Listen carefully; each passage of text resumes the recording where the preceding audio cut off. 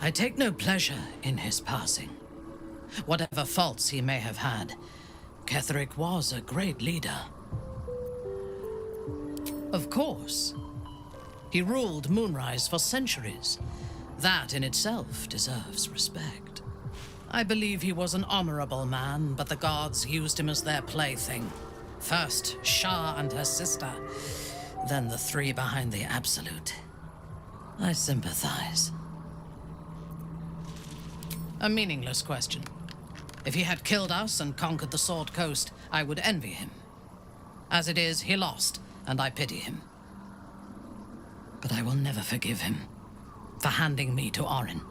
For that, I hope Merkel hollows out his bones and lets them be dust. A true soul came to my city preaching a message of togetherness, accompanied by 2 novices. Menzoberranzan is not fertile ground for such messages. I killed them and hanged their bodies in my garden. I thought so too. This world is full of fools, after all. But in this instance, I was mistaken. Our visitors were not fools. They were bait. Even as the flesh sagged and sloughed away from their eyeless skulls, their audacity infuriated me. I had to know where they came from. And whoever sent them was counting on my curiosity overcoming my caution. Yes. All it took was a simple act of necromancy, and the corpses told me where I needed to strike. Moonrise Towers.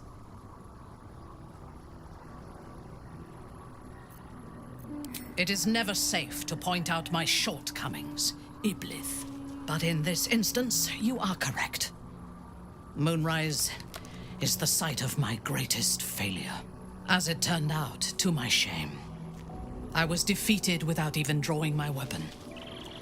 I came to Moonrise with a retinue of warriors and assassins, the best House Bainray had to offer.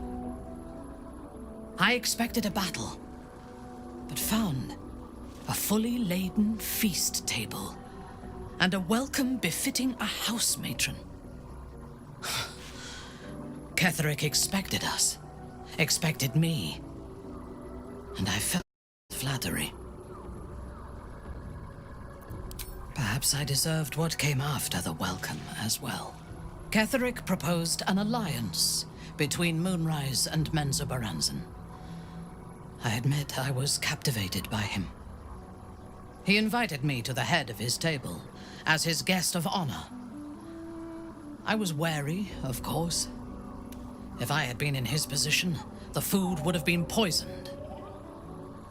It was not the food I should have been wary of. It was the pale woman at the foot of the table. Orin the Red. We had barely begun to eat when she spoke for the first time. I only caught one word, my name. Then, quick as lightning, she climbed onto the table, a dagger in each hand, and skipped toward me, slicing the throats out of my men as she passed them. Few things frighten me. Orin is one of them. Ketheric held me still, his hand on my shoulder, the grip tight enough to crack the bone. When Orin stood before me, she touched the dagger to my eye, drawing out a tear of blood. "I want this one," she said.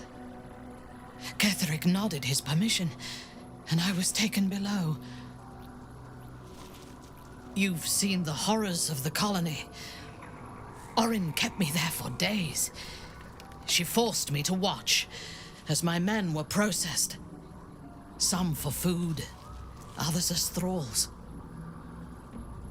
And then she placed the tadpole in my eye herself. You know the rest as well as I do. There were massacres before the Grove. Religious communities mostly. Those who refused to convert. Then there was you, And now there is freedom. Soon there will be vengeance.